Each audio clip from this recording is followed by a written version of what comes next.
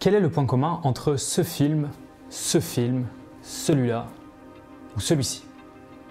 Non, ce n'est pas les mêmes réalisateurs, ni les mêmes acteurs, ce n'est pas le même studio, ce n'est pas les mêmes lieux de tournage, mais ce sont bien les mêmes objectifs. Alors non pas la même marque, mais la même technologie d'objectifs, les objectifs anamorphiques. En réalité, une très grande majorité des films actuellement au cinéma sont tournés en anamorphique, mais alors pourquoi cela? Dis donc, Jamy. Eh bien, c'est pour ce format, le format cinémascope standard, aussi connu sous le nom de 2.35.1. Alors, ça vous dit peut-être rien, mais en fait, c'est super simple. Ça veut dire que pour une hauteur, on a 2,35 fois une largeur. Vos écrans, par exemple, c'est du 1,77. Donc, ça veut dire que pour une hauteur, on a 1,77 de largeur du 16/9. Alors évidemment, il y a plein de types de formats au cinéma. On a l'ancien cinémascope, on a le cinémascope standard, comme je viens de vous dire. On a aussi du 1,77 et puis du 1,66 aussi, qui n'existe plus trop, mais qui était l'ancien standard en Europe.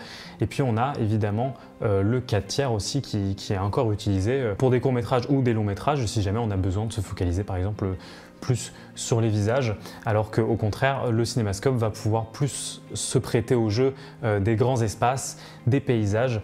C'est d'ailleurs à l'époque des westerns qu'il a été extrêmement popularisé.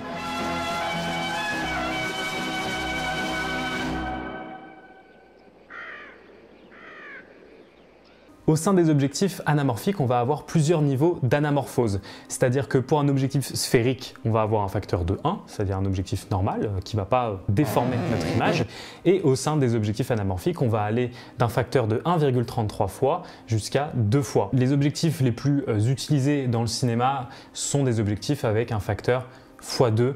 Donc ça veut dire que ça va étirer 2 fois plus l'image en largeur qu'en hauteur, tout simplement. Le problème avec les objectifs anamorphiques, c'est qu'ils sont complètement inabordables pour le commun des mortels comme petit cinéaste que je suis. Ils ont toujours été conçus pour le monde du cinéma et donc ils ont toujours été conçus pour des clients qui avaient de l'argent, puisque faire un film, c'est pas gratuit. Donc il n'y a jamais eu de marché pour nous, en fait, puisque en fourchette de prix, on est sur des entrées de gamme à 10 000 € minimum pour vraiment faire du cinéma, et puis voilà, on peut aller jusqu'à 30 000 € par objectif. Mais aujourd'hui, deux marques font exception dans le marché de l'anamorphique, puisque comme je vous ai dit, le ticket d'entrée c'était voilà 10 000 €, même si on peut trouver maintenant des marques qui proposent des objectifs anamorphiques dans les 5 000 €, ça reste des prix complètement délirants pour un objectif. Et deux marques interviennent, la marque Sirui et la marque Laowa. Alors j'ai cité Sirui même si je ne suis pas trop fan de leurs produits, surtout leurs produits entrée de gamme. Alors je ne me suis pas trop renseigné sur leur gamme Venus, je crois, qui est des objectifs un peu plus professionnels. Leur objectif entrée de gamme, ça va être des objectifs qui vont être dans les 400 jusqu'à 800 €, ce qui est clairement le prix d'un objectif entrée de gamme standard. Mais il y a plusieurs problèmes sur ces objectifs. Déjà, le facteur qui est de 1,33. Alors ça va vous créer un format cinémascope directement, puisque 1,77 fois 1,33, ça fait 2,35 si je ne me trompe pas. Eh bien, vous allez avoir directement le format cinémascope, donc c'est génial. Mais le problème, c'est que puisque dans le cinéma, on est habitué à avoir des facteurs de 2, le 1,33 va paraître très rond. Par exemple, le bokeh en arrière-plan, c'est pas vraiment des yeux de chat, c'est plus des ballons de rugby bien gonflés.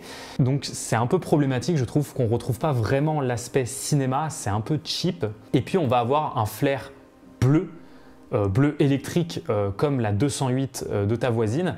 Ça fait très cheap, encore une fois, j'aime pas beaucoup.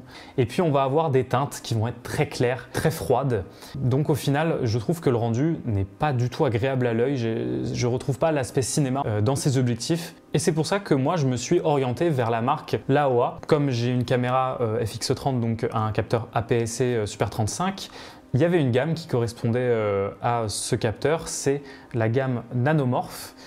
Donc que j'ai ici.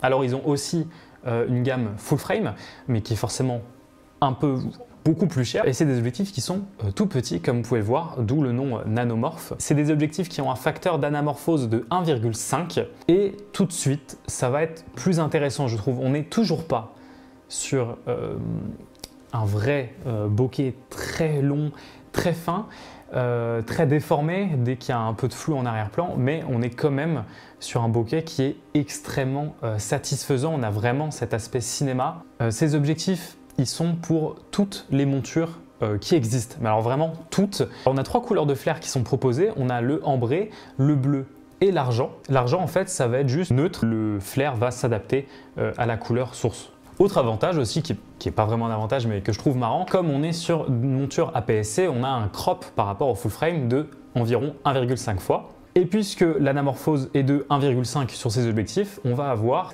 par exemple pour le 27 mm, un équivalent 27 mm en full frame. C'est-à-dire que si c'était un 27 mm classique et que je le mettais sur mon APS-C, j'aurais un équivalent 40 mm full frame. Mais comme là, on a un étirement de 1,5 fois sur les côtés, ma largeur va être de 27 mm full frame. Et par contre, en hauteur, on est sur du 40. Donc ça fait en fait qu'un 27 mm anamorphique 1,5 va être extrêmement large. Je crois qu'on est sur un équivalent d'un 18 mm sphérique, même si bon évidemment on a perdu de l'information en hauteur, mais en largeur par contre on est quand même sur un objectif qui va être très large.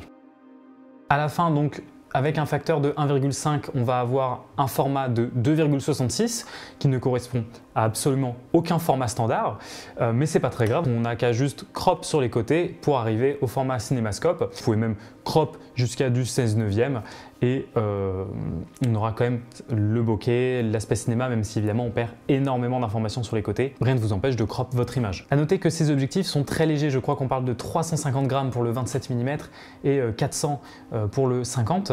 C'est plus compliqué donc de stabiliser votre image si vous avez juste un cross-épaule ou que vous portez votre caméra. Par contre évidemment ça va être beaucoup plus simple si vous avez un Ronin et ça va l'aider forcément à faire sa petite tambouille. On s'attend peut-être à ce prix-là surtout à avoir des objectifs un peu plus costauds, mais c'est pas forcément un problème au final qu'ils soient si légers. En parlant de prix, on est sur des prix variant de 1000 à 1200 € par objectif, sachant que la gamme va du 27 jusqu'au 80 je crois. Il y a le 27, le 35, le 50, le 65 et le 80. Alors pour les curieux, voici le même plan depuis le début de la vidéo, mais cette fois-ci en anamorphique. Alors évidemment là je les crop en 16/9, donc on est sur le même ratio qu'avec l'objectif que j'ai utilisé depuis le début de la vidéo qui est un 18-55 que j'avais calé à peu près à 27 mm. Et là cette fois-ci on est de nouveau en 27 mm, mais puisqu'on a le facteur 1,5 anamorphique, si on utilise tout ce qui a été filmé, et bien tout de suite on est carrément beaucoup plus large. On est sur un équivalent 18 mm.